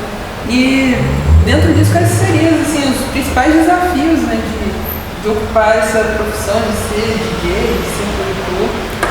Não é mole não, né, mano? Você vai trabalhar com arte, não é fácil. Como eu te falei, um exemplo meu. Eu fazia muita música, tipo assim, eu vivia a parada, eu gostava muito, sabe? Porra, era um quartinho, meu primeiro estúdio foi no meu quarto, onde eu cresci, na casa dos meus pais. O segundo foi na laje, onde era um quartinho, na laje da casa dos meus pais. Então, tipo assim, meus colegas ficavam lá, dormia uma semana lá, tomava banho lá, tipo assim, sempre fui muito de amizade, tá ligado? E fazia muita música, era fácil pra mim, não pagava aluguel, eu sempre fui, eu nunca fui gastador de dinheiro à toa, sabe? Eu gastava assim. Na época eu namorava, eu saía, mas assim, eu mesmo nunca fui de gastar dinheiro à toa. Então, não pago aluguel. Na casa dos pais, era muito fácil, tipo assim, de eu conseguir curtir e ter os equipamentos. Igual hoje, eu já tenho uma questão financeira muito diferente de antes. Mas eu me sinto muito mais inteiro, muito mais realizado, mas não tem como falar que eu não tenho privilégios. Muitos privilégios, entendeu? Então, o que eu vou falar aqui da minha experiência é muito diferente de várias pessoas que vivem. Inclusive, eu vou te falar, mano, se eu fosse, eu te falar de coração. De todos esses anos que eu trabalhei, não vou falar assim para subir muito, mas 50% foi sem cobrar e 50% foi cobrando. Eu acho que eu fiz mais música sem cobrar do que cobrando. Tipo assim, Deus sempre me abençoava, né? Igual questão de direito autoral, várias vezes que tava sem dinheiro, caía direito autoral, sabe? De músicos de 10 anos atrás. É doideira. E aí, isso até entra no meio da minha questão como produtor, porque às vezes a pessoa, igual na época, né? Fiz a música da Chuchu, fiz a música do Luquinha, meio que na mesma época, o Luquinha da Lacoste, ele falava do jacaré morder o peito dele, e a gente foi pro Rio por causa dessa música. E aí, nessa época, muito jovem vinha me procurar, sabe? Muito jovem, tipo assim, moleque de 15, 16 anos, e às vezes ia com o pai, velho. E a pessoa meio que via aquilo que aconteceu com a pessoa e achava que eu ia fazer, tipo assim, como se fosse uma mágica, eu ia fazer a música dele. Tanto que as pessoas falavam muito, ó, quando vai estourar você vai estar junto comigo. Então ficava naquele lance de achar que ia estourar ou que aquilo lá ia mudar a vida. Então, de certa forma, meio que isso foi um pouco difícil pra mim, porque a gente, é muito ruim você ficar fazendo as coisas já pensando lá na frente, sabe? Às vezes eu falava que a pessoa estava com o microfone na boca aqui, mas ela não estava pensando que ela estava cantando, que ela só estava falando lá, ó, quando eu estiver lá, no, sabe? O microfone está aqui, mas a pessoa está vendo lá o pódio, né? Vamos dizer assim. Então, eu pude experimentar muitas coisas através desses privilégios. Vou te falar assim, muita gente achava que eu era doido, porque eu sempre escolhi as coisas diferentes. Eu sempre gosto do meu coração humano. Não fico, tipo assim, eu gosto de conhecer a pessoa. Gosto de conversar com a pessoa antes de saber quem ela é, sabe? Porque às vezes eu estou conversando com um cara que é muito rico e todo mundo puxa saco dele. E aí eu vou conversar com ele normal, porque eu não sei quem é. Depois que me fala quem é, ele vai ver que eu sou a mesma coisa. E ele também me conheceu na minha essência, sabe? Porque eu não estou ali puxando o saco dele falando coisa que ele quer ouvir. Então essa questão, assim, da família e de poder experimentar as coisas, eu experimentei muita coisa, assim, de experiência. Pô, esse cara é maneiro, vou fazer uma música pra ele. Fazer assim, né? Tô ali fazendo, nossa, mas aí que você vai me cobrar quanto? Tipo assim, eu não tava nem pensando em dinheiro, que eu tava vivendo aquela experiência, sabe? Foi meio que isso. Eu achei que eu usei muito bem mesmo. Vacilei muito na vida, né? Tipo assim, mas não fico arrependido não. Não fico arrependido não, faria da mesma forma. Melhor, da mesma forma, ou melhor, né? E como que você enxerga a importância do espaço do seu estúdio? Rapaz, estou descobrindo agora o peso da responsabilidade. Acho que é uma responsabilidade, sabe? Tanto do local, tanto de oportunidade. Porque é muito difícil, sabe? Porque às vezes a pessoa acha que você vai gravar uma música pra pessoa, ela vai ter a música no Spotify e vai ficar famosa. E pô, tá, isso aí vai ser o resultado. Eu não tô ajudando a pessoa assim às vezes. Como eu falei, eu sentia várias vezes que eu tava ajudando, mas a pessoa ouvindo ela. Mas não porque eu tava ouvindo pra ajudar, porque eu tava me ajudando. Porque eu estava aprendendo ali, foi o que eu falei, foi a minha faculdade, sabe? O John, por exemplo, as 3 músicas que eu fiz com ele por último, o que ele falou na música era o que eu estava vivendo. Ele fala assim, não sei o que ele estava pensando, que ele estava tentando matar o próprio ego dele, que era que ele estava passando por dificuldade, mas que ele estava aprendendo com aquelas dificuldades. Eu falei, caramba, velho, o que eu estou vivendo. Aí eu começava a chorar, ouvindo a música, fazendo a música. Tinha vídeo eu fazendo assim, eu voltando a mão porta, chorando, agradecendo e ouvindo a música. Essa foi o clipe que a gente vai fazer com o rapaz aí, que eu ando com ele na rua, tão engraçado, que as meninas ficam mexendo com ele, porque ele é bonitão, as meninas ficam mexendo com ele, eu morro de rir. E a gente foi lá junto pra desenrolar esse lance do clipe. E ele me ligou, pô, comecei a falar isso mais cedo, não terminei de falar. Ele falou, mano, o que você tá fazendo aí? Eu falei, pode chegar, eu já sabia que ele queria fazer alguma coisa. Chegou lá, tinha terminado com a namorada, e ele acabou dormindo lá, a gente acordou tocando, e aí saiu essa música. E tipo, e olha que doideira, meu último relacionamento mesmo, terminei em 2021, foi 7 anos de namoro, morei junto também. E depois disso eu entrei mais no interior, sabe? Não fiquei nessa de querer ficar ficando com as pessoas, mas há um ano atrás, mais ou menos em agosto, eu fiquei uns 8 meses assim, com a mina assim, muito maneira, gente boa demais, que me fez ver tipo, um pouco do mundo de outra forma, essa questão da música na minha vida. Eu sempre ficava querendo fazer música falando o funk consciente, que a gente fala, a pessoa fala da dificuldade que tá na vida. E eu falei, pô, até quando eu faço música de amor e tal, até porque não era tanto. E aí essa música, velho, no começo da música ele fala, me bloqueia no WhatsApp, achou que era mais fácil, tipo assim, que ia esquecer o cara rápido. Aí ele fala, mas amor, desse lado eu também tô tentando. E eu tinha meio que eu não cheguei a namorar com essa menina, mas foi uma parada muito intensa que a gente teve. A gente é amigo e tudo mais, a gente tá se falando tanto, mas foi uma parada muito intensa. E meio que eu tava sentindo um pouquinho daquele luto, tipo assim, de terminar mesmo. Já viu quando você não tem nada, mas tem tudo? E aí eu falei, caramba, mano, olha só como é que Deus é, porque foi tipo meio que 3 dias a gente fazendo. Ele dormiu lá, tinha um tempo que eu não ia. Eu falei assim, mano, pô, vou tomar banho ali. Quando fui tomar banho, ele ficou cantando. Ele mesmo se gravou a voz dele. Então, tipo assim, foi essa questão da amizade, mas ao mesmo tempo, o mesmo sentimento que estava passando no coração dele era o que eu estava passando. E transformou em quê? Numa música que agora virou um clipe. Eu não tenho nenhuma música que eu falava assim, é o Poti mesmo. Essa música é. Tanto é eu e é o rapaz que está cantando e o rapaz do sax também. Tipo assim, todos se encontraram, apesar do cara do sax não ter a esposa, não estar com essa coisa do amor, mas ele tem essa coisa de tocar com o coração, sabe? Então, depois eu quero mostrar pra vocês o clipe, a música. Em conexão, né, com os sentimentos e toda essa carga emocional, né, como que foi as suas primeiras apresentações em Juiz de Fora, né? Nossa, mano, muita vergonha.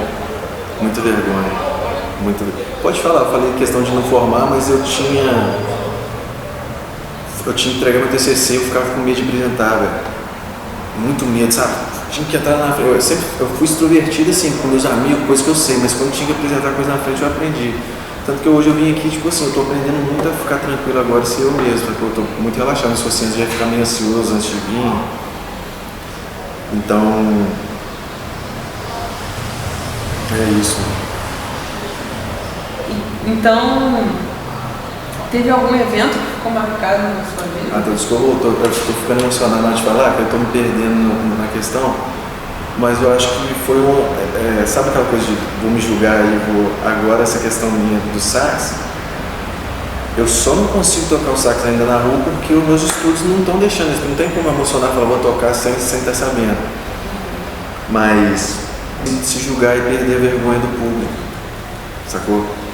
Igual aqui já é mais uma coisa nova pra mim que eu tô fazendo, então isso já vai me ajudar depois quando eu for soltar essa emoção no saxofone lá e tudo mais. Eu acho que ainda tô nesse processo aí, né? Vamos supor, como DJ é uma coisa, vamos supor, acabou a luz ali é você sozinho. Com a banda eu tô com os amigos. Então eu acho que é uma questão até de se libertar mesmo também, né? De se entregar ali. Tem alguma produção que tenha marcado mais assim, na sua vida? Tirando essa que você falou que você se viu nessa produção, sim, né? Sim. Tipo, eu gosto muito das músicas de Chuchu, que a Chuchu me ensinou muito, sabe? Coisas assim. Eu acho que eu aprendi muito pouco ainda, mas até coisa que ela falava comigo depois de anos que eu percebi. Uma música que eu gosto muito dela, chama Desabafo. Ela conta a história. Eu lembro quando foi emoção pra mim ficar pensando no piano, do que ela queria passar. E essa música fala essa questão do preconceito, da violência, sabe? É uma música que fala sobre essa questão da resistência também. E um beijo pra você vestir que todo mundo conhece, então. Foi eu. Essa música foi no meu quartinho lá de cima que eu te falei. Que legal, velho. Muito bom. Lembro direitinho da mesa. Meus amigos ficavam zoando que eu tinha uma camisa que eu rasguei a camisa, colei ela na parede, e aí cortei 3 cabeças minhas, eu coloquei uma cabeça nessa camisa, depois eu coloquei 2 cabeças, ficou 3 cabeças assim. E eu lembro do estúdio dessa época, foi que surgiu essa música. Foi 2012 mais ou menos, eu acho que foi 2013. Doideira. Eu lembro quando fui fazer aquela parte que ela fala, que ela fala, que ela fez, a gente falou, pô, grava um beijo mesmo, aí a gente gravou depois. Porque nessa época era diferente, a gente produzia, ela vinha, gravava a voz, ia embora e eu ficava fazendo sozinho. Hoje em dia, tipo assim, já tem mais esse lance da pessoa vir e a gente fazer junto, sacou? Até aquela hora que você perguntou de outra parada. E eu acho que da Chuchu marcou muito pra mim, assim, até mesmo pelo conhecimento que teve, sacou? Várias músicas de várias pessoas, eu acho que tudo é um ato também, sabe? Tudo é um ato. Pra você falar uma coisa assim que não ia falar não, mas posso falar. Igual teve um dia que tava com um amigo meu, a gente postou uma parada, que eu fiz uma música, não sei pra quem foi. Mas aí eu tava falando com ele um dia e falou, mano, como é que foi pra você isso, de gravar todo mundo assim? Eu falei, mano, eu gosto muito, porque tipo assim, pra mim é um ato, sabe, de poder fazer com a pessoa. Aí ele falou assim, pô, que os amigos dele estavam zoando, falando com ele assim, pô, mano, você tá gravando música pra viado? Sacou? Aí eu falei com ele assim, pô, mano, não vou nem te responder, vou nem falar nada, tipo assim, a gente vai entrar nessa energia, tá ligado? Mas é essa questão do preconceito, né, mano? Tipo, na época, várias pessoas ficavam falando assim, tipo, meio que insinuando que eu já tinha ficado, mas eu falei, isso é bom pra gente, né? Porque, tipo, o pessoal vai ficar falando, então vai ficar com essa dúvida. Tipo assim, a gente é amigo desde criança, mano. E, tipo assim, eu não tô nem preconceito, nunca tive, sacou? Eu acho que quem tem esse preconceito tem uma coisa escondida dentro ali que não quer mostrar e tem vergonha, né? Tem medo.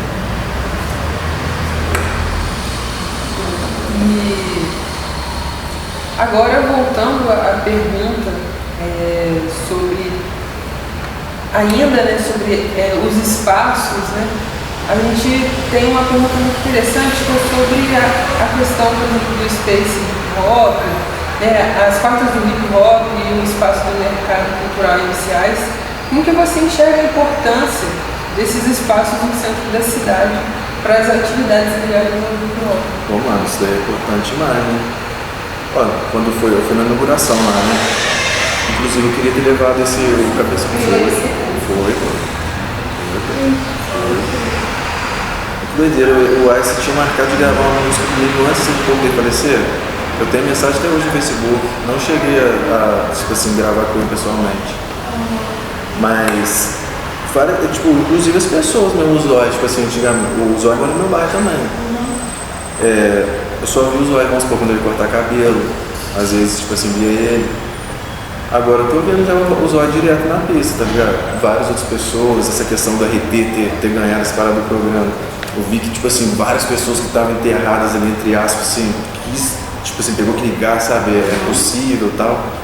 E aí eu acho que parece que meio que veio junto essas coisas assim, sabe? Eu acho que tem que aproveitar mesmo, tem que fortificar cada vez mais, né? Fortificar cada vez mais e é o que eles falam mesmo, ocupar mesmo, né? Ocupar os espaços. Eu acho que é muito difícil ter união, né? Muita união nas coisas, porque essa questão capitalista é muito, sabe, por mais que você tente fazer, não tem como. Acaba virando uma coisa de que é muito difícil, assim, sei lá, velho, eu acho que tá mudando muito o mundo, eu acredito que vai melhorar muito, assim, os meninos aí pra frente, né, apesar das dificuldades, eu acho que a dificuldade faz a gente melhorar. Mas esses espaços aparecendo agora, nesse momento, eu acho que tá fortificando muito o lance, mas eu acho que na rua tem que continuar cada vez mais, sabe, não pode morrer, assim, ficar nessa briga de um outro falando de tal assim, o outro é assado. Porra, eu nesses anos da pandemia tive vários projetos, velho. Uma coisa que eu posso falar assim, que eu tentei, tipo assim, a gente tava fazendo a música, aí eu falei, pô, vou dividir pra todo mundo, a pessoa que tá junto, aí, mas o outro vai ganhar mais que eu, pum, aí ficava na casa pra fora.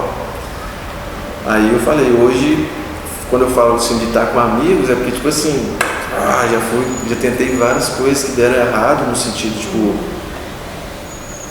igual na Bituca, quando a gente fez curso na Bituca, tinha parada lá que você não tinha café, mas não tinha pra quem recebia, mano. Você colocava o dinheiro lá e pegava separado. Sacou? Por que a gente não consegue fazer isso no mundo?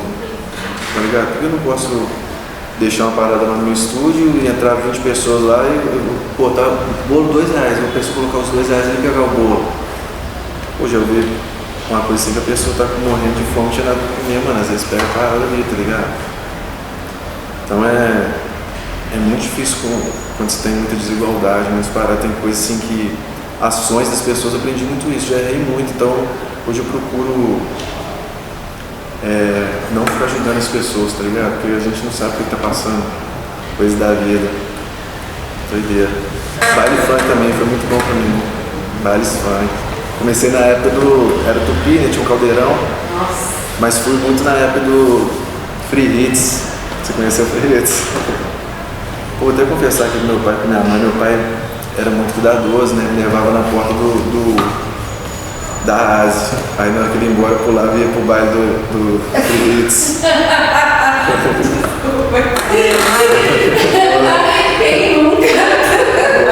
Primeira vez que eu fui no baile do Free Hits, mano, porque a gente falava puxar o bonde, né? Tipo assim, estava 10 pessoas, tinha um puxado. Aí nesse dia eu fui tentar puxar o bonde. Teve um abrigo, segurança veio abrindo na abrigo, que quando abrigo já abre aquela roda. Na hora que eu tava, segurança já veio dando soco no cara, me deu soco no peito, já caiu no chão, mano. Primeiro dia do baile. Falei, eu, Vandinho, não sei se o Vandinho tá com vontade de vir, nós dois ficamos no chão, já levantando, continuando. Mas tipo assim, minha mãe sofreu muito comigo também, tá? Porque, de acidente de bicicleta, nossa, muita emoção, né? Você, aqui contando pra gente, você se demonstra uma pessoa muito participativa em ações, né? E muito aberta. Você já chegou a realizar ações sociais em prol do MOP, né? Como apresentações ou palestras, algo nesse sentido? Tipo assim, sim e não ao mesmo tempo. Já tentei muita coisa, já participei de algumas coisas assim, mas não eu fazendo. Hoje teve uma vez que a Dada fez uma festa lá na quadra da Santa Cândida, que conseguiu usar o varás, mas eu participei com ela. Meio que tipo assim, ela foi a manda-chuva, né? Eu só ajudei e participei, mas tava junto com ela nesse. Mas participando mesmo, mas esse projeto da Casa de Lapidação é isso que eu quero fazer. Mas eu não encontrei ainda o que é realmente o coração da parada.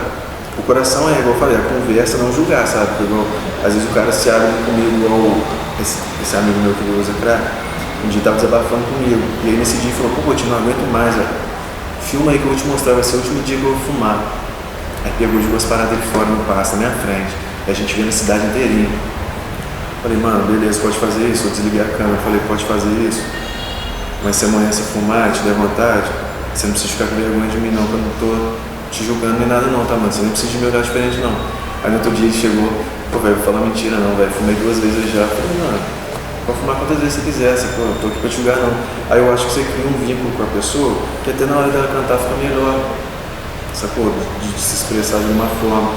Isso pra mim já é uma coisa não institucional, tá ligado? Pra mim eu já sinto que eu tô vivendo a parada, por mais que eu possa falar que eu não sou do hip hop, mas isso pra mim já é usar a arte como arma, sabe? Conversa, improviso. E como que você enxerga essas ações assim? Minha ou das? Não, pode ser nos dois sentidos. Né? Poxa, mano. Quando é uma coisa que a gente vai fazer um evento, que a gente tem que pegar o barato, mas eu acho que fica muito, tem muito essa, não é uma parada burocrática, mas já fica muito, não pode aquilo, não pode isso, tá ligado? E vamos supor, às vezes você tá é muito difícil de falar, não sei, porque eu sou às vezes muito abstrato nas ideias. Eu sinto que eu tô conseguindo caminhar um pouco por esse lado, mas eu não sei de falar tanto assim do que já acontece, de como somar no meio, assim, sabe? De ir participar, sabe, cumprimentar as pessoas, isso sim, mas ativamente mesmo eu acho que eu tô procurando assim a minha forma. Uma das formas é a Kombi, sabe? Igual assim, tô com vontade de, até perguntei o pessoal lá da UF, de chegar invadindo com 5 pessoas na Kombi, tá ligado? Já levar uns beats prontos eu mesmo, ou então uma coisa com violão, começar a cantar lá mesmo, e gravar lá mesmo, tá ligado? Tipo, vamos supor, se fosse. Eu não pensei que eu não queria ficar fazendo coisa aqui aberta, vamos supor, se tivesse um amigo meu, Nego Johnny aqui, ele tinha trago o violão, falava, pô, meu amigo, ele já deixava esperando de fora, falava, vem aqui que tá fazendo entrevista, começava a tocar violão aqui, ele fazia uma letra que agora falando disso aqui, sacou? Do momento, do projeto, nome. Então, tô nessa fase de descobrir isso, mas eu acho que de certa forma a gente acaba até fazendo isso no dia a dia, sabe? E chega uma hora que a gente tem que acabar entrando na burocracia, né? Porque se tem resultado, tem burocracia.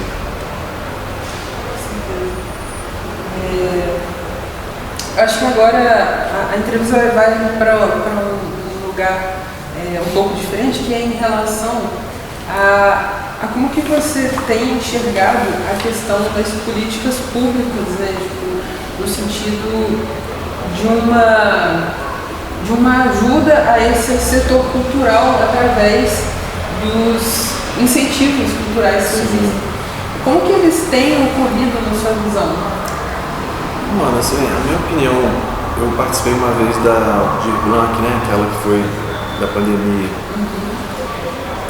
Eu entendi a burocracia, eu sei que funciona, mas assim, pra periferia eu acho que tem muita burocracia, tipo, pra ser entendida, tá ligado?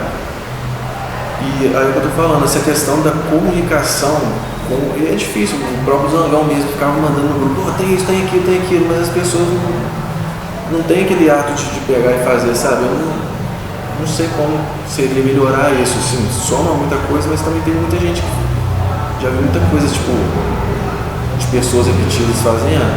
E quando eu fui fazer o investimento lá, né, tem a parada de segunda pontuação na parada de vulnerabilidade social. Isso fica na minha cabeça, sabe? Tipo assim, eu posso sair que agora, chegar em cima lá, entrar numa roda, tipo assim, de vários caras doidão, e já tá em outro mundo de novo, sacou? E, pô, não tem como explicar esses caras como funciona isso e chegar no bolso deles, assim, como acontecer, tá ligado? Ou, tipo assim, se você fizer uma merda, mano, você vai entrar em dívida pública porque você não... por causa de uma parada. É louco, mas eu acho, assim, que tá caminhando, mano. Vou falar, antigamente eu nem conhecia, não sabia que existia. Hoje várias pessoas sabem que existe. Então, de certa forma, eu acho que tá caminhando. Depende também de quem tá na política, né? Ano que vem tem de novo eleição, então... a gente sabe como é que funciona, né, em outros governos. Acho que ver essa parada você falando do ICE acontecendo, parada do viaduto ali. Acho que tem a ver com isso também, né? De certa forma vem crescendo, eu acho que vai crescer mais, talvez. E em certa medida falta incentivo ainda do poder público, por exemplo, para a difusão do hip hop, da cultura. Sim, eu acho que a comunicação não chega muito, sabe? Acho que pessoas, às vezes, como é que fala? Academês, falam muito academês, tá ligado? Eu acho que o Eduardo Maria fala isso. Pô, é um sentimento de superioridade, sabe? Não é todo mundo, tá ligado? Mas eu acho que tem essa parada de sentimento de superioridade que cria uma barreira. Eu acho que essa humildade de morar lá em cima e ver as pessoas, eu aprendi muito a ouvir, aprender com as pessoas mais humildes, a sabedoria, não o saber. Sabe? Eu acho que quando tem muito saber, tipo, coloca um escudo de perceber as outras pessoas, sabe? Que tem o que falar. Tem um conteúdo de vida. Em relação à população de Juiz de Fora, como que você acha que elas enxergam o hip hop? População em geral? No geral. Pô, mano, eu consigo ver, mas quando falo hip hop, eu consigo mais ver os caras do hip hop mesmo. Porque, pô, mano, igual quando eu tava cantando o cara que tava desabafando comigo, eu senti que ele tava vivendo hip hop naquele momento ali, apesar de ele não tá fazendo parte de um projeto desse. Acho que talvez ele teria se matado já se não tivesse hip hop na vida dele, pelo que ele já conversou comigo. Não sei se eu sei dar uma resposta legal para essa pergunta, mas eu sei que tem essa divisão visível, digamos assim, sabe? De um preconceito, de alguma forma? Com certeza. Com certeza. Aí eu acho que as músicas refletem isso, né? Que aí começa com a parada. Patricinha vai pro morro pra ficar com traficante, tá ligado? Aí você vê em filme, aquele filme Era Uma Vez, tem a menina rica, mora na Zona Sul, aí o outro era o pretinho que não tinha dinheiro, pum. Eu acho que eles não estão, vamos dizer assim, o outro lado, não tem muito interesse não, sabe? Acho que jogam umas migalhas ali pra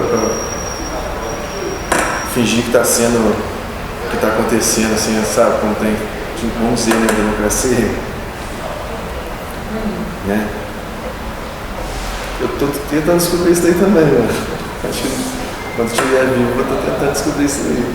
E tentando fazer parte de certa forma, da arte como geral, né? Não só no hip hop, na arte como geral, em geral, seja no teatro, na dança, na música, na conversa, né?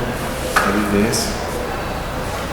E atualmente quais são as suas principais referências na música ou na arte? Né? Você tocou nisso, me trouxe essa pergunta. Sim. Pô, mano, eu gosto muito de escutar música dos anos 90, né? Apesar de falar muito pouco, eu escuto muito pouco hip hop hoje, muito pouco funk. Tô sempre buscando as músicas, igual tô tocando aquela Youth Song do Elton John, no teclado, no piano. Eu tava pesquisando ela sobre amizade, né? O cara tava tomando café da manhã e escreveu a letra assim do nada. Aí foi pro Elton John, né? O Elton John pegou e fez a harmonia em 20 minutos. Sacou? Tipo, amizade entre duas pessoas, tá ligado? Entre dois encontros. Então, aí já vira pra minha referência hoje, mas pô, eu tô usando o Elton John, mas eu tô falando da amizade com o cara que fez a música. É igual ontem tava com o Nego Johnny, com o Eric. Tava fazendo que eles estão sendo minha referência agora, né? Na minha frente, assim, não é ninguém de fora. Muito legal fazer referência palpável desse seu amigo, da sua referência. Isso é muito massa. Pô, o Eric, mano, eu nunca vi um cara tão genial na música igual ele. Ele estudou assim, na prática. Ele sabe a teoria um pouco, mas ele é mais do ouvido. E ele sim, ele toca um negócio, ele erra, e nossa, que maneira, ele começa a criar em cima do erro. Tipo, ele é genial. Ele desenha uma música na cabeça, assim, a música vai começar mais lentinha, vai subir, depois vai descer de novo, meio que ele já consegue fazer esse desenho, assim, ele é genial. E, pô, só que assim, ele tem um jeito dele de fazer as coisas, então eu tô tentando ser o melhor possível para conseguir extrair das pessoas o que elas querem tirar e, vamos supor, às vezes a pessoa vai lá, eu já sei que ela vai, ou já vou deixar o microfone ligado, ou uma coisa que não vai desconfiar, de que sabe que não vai ficar mostrando, a gente está fazendo alguma coisa. Tipo, eu tô tentando fazer ali sem a pessoa ficar se preocupando, sabe? Igual tem pessoa que já vai fazer o vídeo e fica em negócio, sabe? Já começa a imaginar várias coisas. E assim a gente vai desenvolvendo, aprendendo. Bom, a entrevista está caminhando um pouco mais para esse final e tocando assim, em passagens independentes que seguem, mantendo vivas as tradições mesmo do hip hop, junto com a sua trajetória de imensa importância na produção da cena do hip hop, eu gostaria muito de saber e que você falasse um pouco como você enxerga a passagem de geração do movimento aqui dentro da cidade e os seus frutos, como o RT Malone, o Muxima e a Laura Conceição. Então, Muxima. Inclusive eu ficava brincando com ele um dia, ele falou que o cara chamou de Muxima, eu ficava falando, não, Muxima, mas é Muxima. Pô, os caras são diferentes, o Muxima gravava comigo antes de ter estúdio. Eu falava com ele, ô Muxima, mano, isso é genial, mano. Se você comprar um microfone, uma placa aí, você mesmo vai desenrolar essas paradas. Aí depois ele já criou o estúdio lá dele, a rádio. Eu acho que, como a gente falou aí, né, no Jagal, do pessoal da antiga. E vou te confessar, por conhecer o RT, velho, eu acho que o RT é um dos mais merecedores mesmo.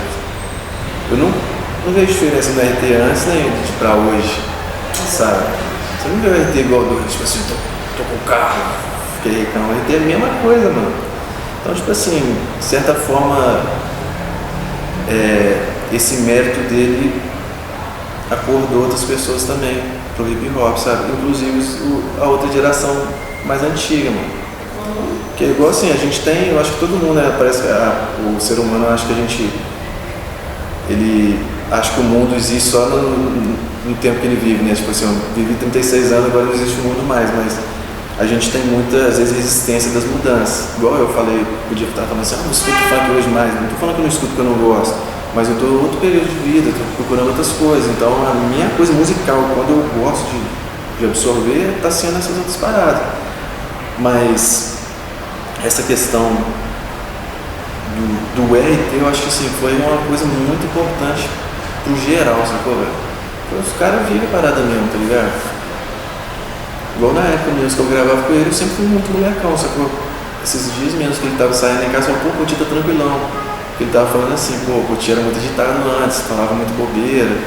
Então é uma das coisas que eu mudaria seria esse, sabe? Eu demorei a pegar essa maturidade assim, de entender mais as pessoas, que eu sempre tava no meu mundo, sabe? Eu acho que todo mundo tem o seu mundo, né? Mas essa soma aí na cidade, não só na cidade, no Brasil, eu acho que de certa forma a gente tem que respeitar as mudanças, sabe? Não é o velho ficar falando que o novo tá errado ou vice-versa.